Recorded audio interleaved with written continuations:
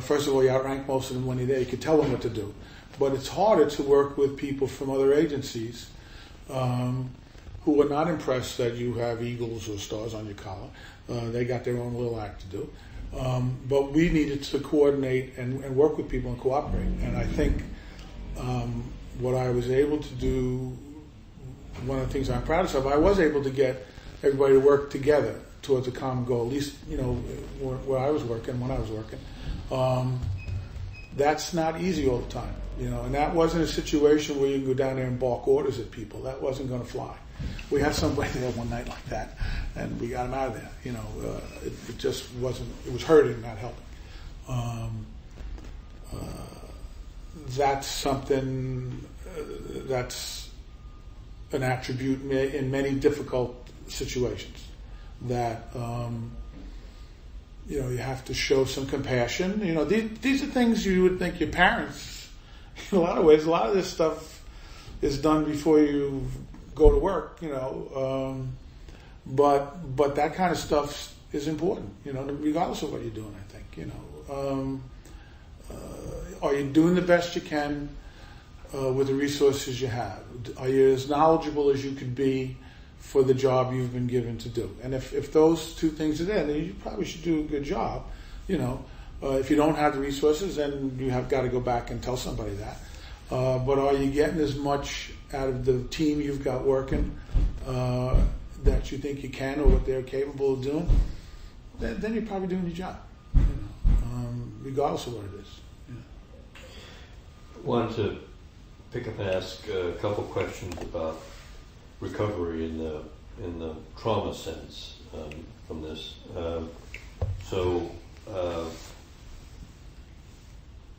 Maybe we can start with handling yourself and then talk about others. So,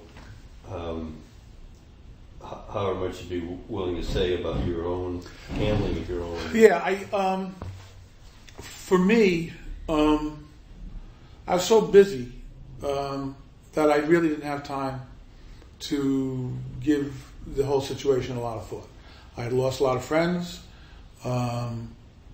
My wife insisted that I go to the counseling unit at least once, which I did. I don't know when I did that, but I sat down with somebody and we talked for an hour or so. But for me, and this might not be for everybody, but I was given so much work to do that really for the next 7 years, I never worked harder in my life.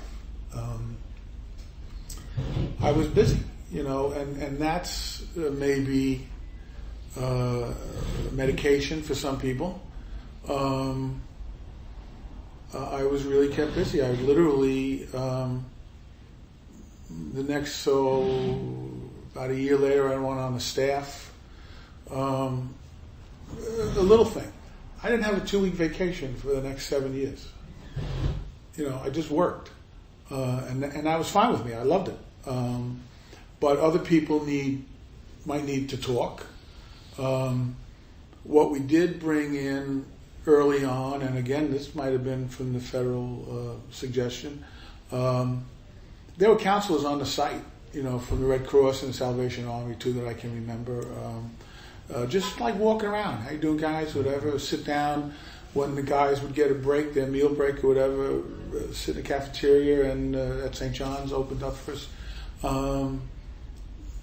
Maybe chat with somebody. We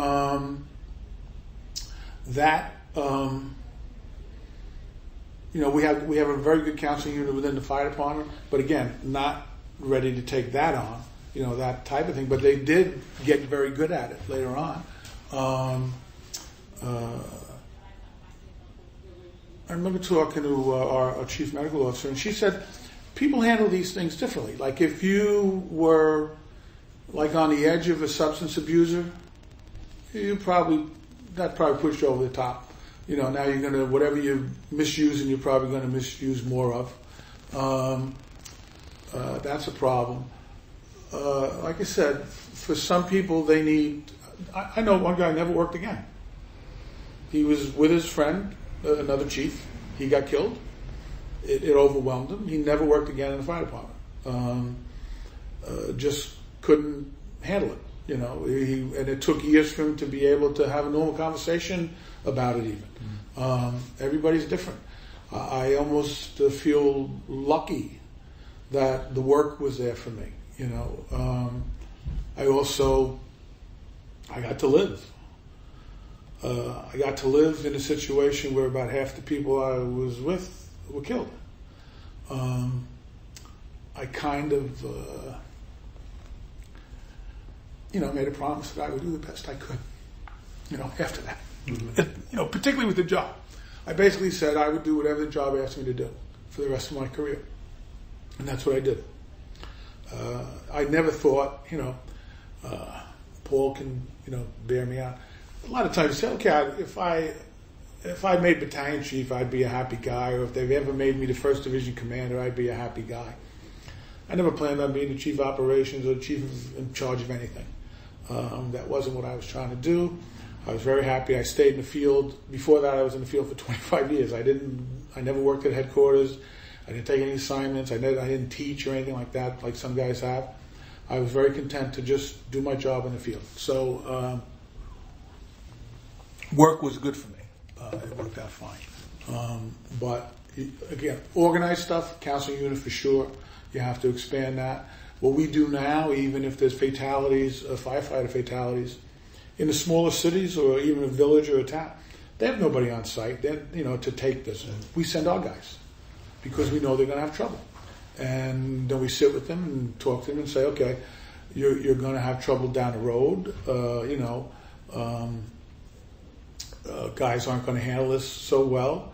You're going to have to monitor them. You have to keep bringing them back, whatever, and see what they're doing. But, we learned, But we had a good counseling unit in place before 9/11, and all they had to do was bring in some more people. But yeah, you need that. But also, you'd have to watch.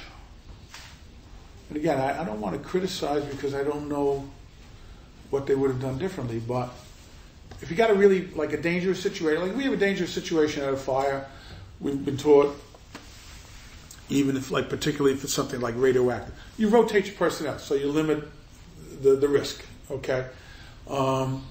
Just because somebody's willing to work every night doesn't mean you should let them. Just because somebody looks like they can handle it, you shouldn't ignore the fact that working 20 hours at a clip, 3 or 4 days a week and never taking any time off and never going anywhere, it's probably not a good idea. Regardless of whatever you do for a living, if you have a business problem, after a while, you're probably not getting the best that guy has, So that's something to do. I would rotate personnel more, make the counseling available. You can't insist that somebody's going to open up to somebody, That's probably not going to happen. Things like that, But we're a funny group. Fire department's very insulated, and what you might say to a fireman, you're never going to say to a civilian, particularly even if the guy is trying to help you.